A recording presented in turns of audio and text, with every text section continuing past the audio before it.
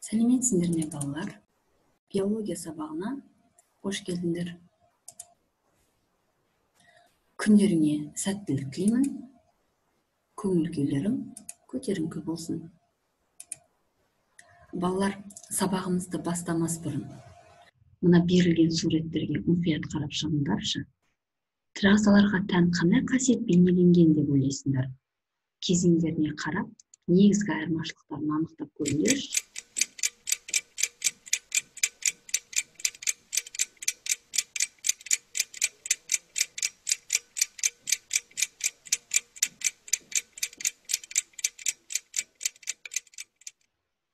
Жақсы балалар. Бұл тірі ағзаға тән қасиеттің бірі даму. Бірінші суретте ағза өзінің ересек ағзасына ұқсас, тек кейбір белгілері бойынша ерекшеленеді. Ал енді екінші суретте ағза өзінің ересек ағзасына ұқсамайды. Яғни дамудың екі түрлі кезеңі көрсетілген екен.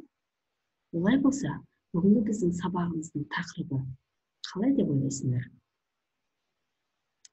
Сонымен, бүгінгі біздің сабағымыздың тақырыбы жануарлардағы онтогенездің туры және түрленіп даму типтері. Бүгінгі сабақта сендер жануарлардағы онтогенез типтерін ажыратып, ұқсастықтар мен айырмашылықтарын сипаттайтын боласыңдар. Балалар, өткен сабақты еске түсіріп көрейікші. Онтогенез дегеніміз не еді? Онтогенез дегеніміз ағзаның туған сәттен бастап өмірінің соңына дейінгі жеке дамуы. Онтогенез үдерісі екі кезеңге бөлінеді. Ол эмбриогенез, яғни ұрықтың дамуы, постэмбриогенез, туғаннан кейінгі даму.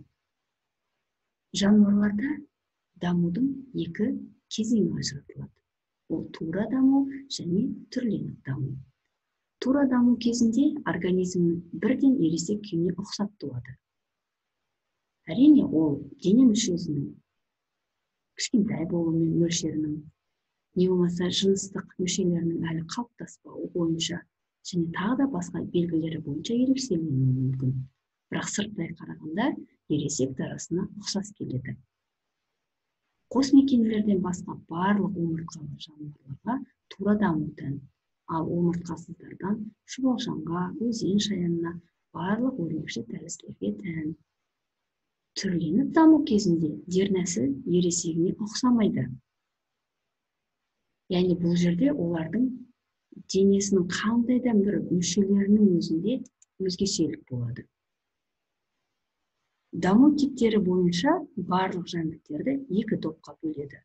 Толық түрленіп даму және шала түрленіп даму.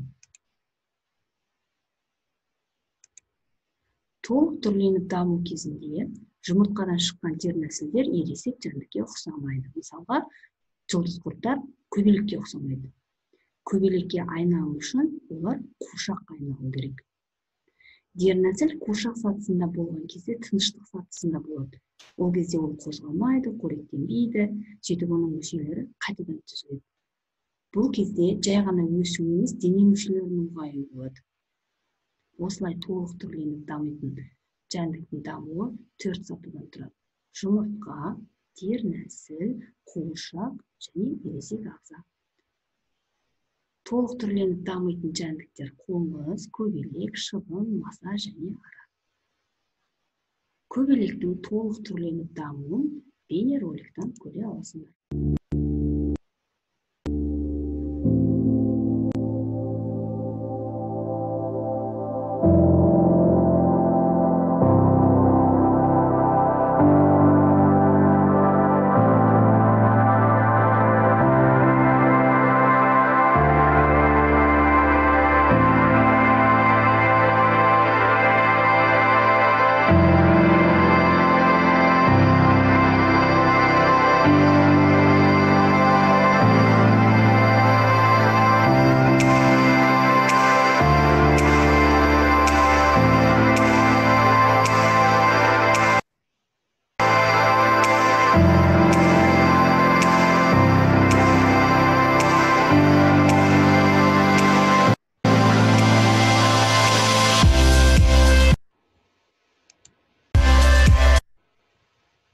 Жақсы балалар, енді дамудың келесі типіне өтейік. Дамудың келесі типі шала түрленіп даму. Шала түрленіп даму тура дамуға ұқсайды. Ол 3 даму сатысынан тұрады балалар. Назарларыңды бейнероликке. Шала түрленіп дамитын даму типін шегірткенің мысалында қарастырайық. Жұмыртқадан шыққан жәндіктер ересек жануарларға ұқсайды. Оларда қанаттары мен мұртшалары дамымаған, жыныс мүшелері мүлдем қалыптаспаған болады. Міне, жұмыртқадан шыққан жәндіктер ересек жануарларға ұқсас келеді. Оның дернәсілдері бірнеше рет түлейді.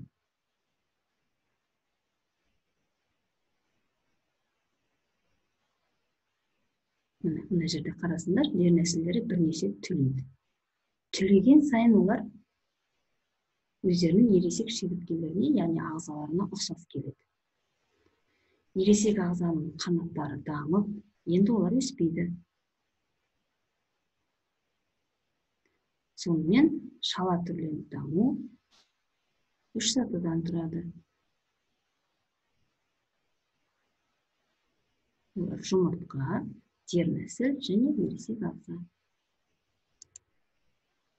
Жалпы түрленіп дамудың маңызы біріншіден түрдің еркін орналасуына мүмкіндік береді. Келесі бір түрдің ересегі мен жастарының арасында қорекке деген бәсекелестікті азайтуға мүмкіндік береді.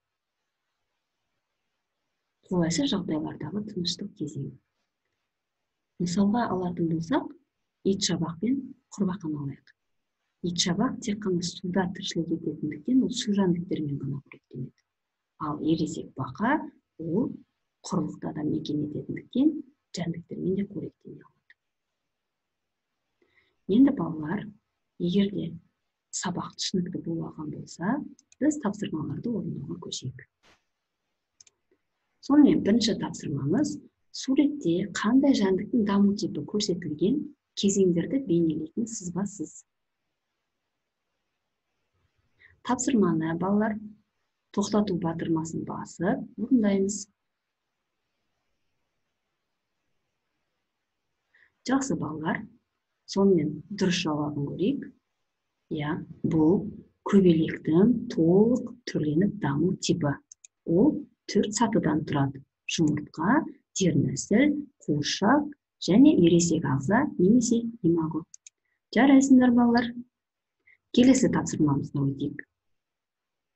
Маса, дәуіт және жыланды даму типі бойынша, даму сатылары бойынша, ұқсастықтары және айырмашылықтары бойынша салыстырыңдар.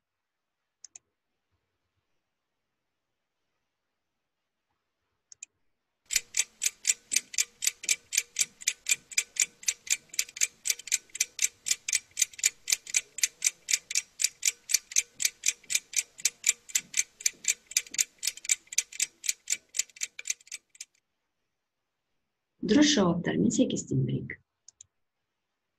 Сонымен маса толық түрленіп дамиды, дәуіт шала түрленіп дамиды, жылан тура дамиды. Толық түрленіп дамитындықтан маса 4 сатыдан өтеді, дәуітке шала түрленіп даму типі тән болғандықтан ол 3 сатыдан тұрады. Ал жылан ол жұмыртқа және имаго ересек ағзасы. Ұқсастықтарына 10 төгенес деп жазсақ болады. Айырмашылықтары бойынша дернәсіл ересек жәндікке ұқсамайды масада, дәуіт жұмыртқадан шыққан жәндік ересек ағзаға ұқсас келеді, ал жыланда эмбриогенез аяқталған ағза ересек ағзаға ұқсайды. Жарайсыңдар балалар. Келесі тапсырмамызға өтейік. Бұл тапсырмада сендер итшабақ пен ересек бақаны қоректенуі бойынша, тыныс алуы бойынша, дене пішіні бойынша және құйрығының болу-болмауы бойынша салыстырыңдар.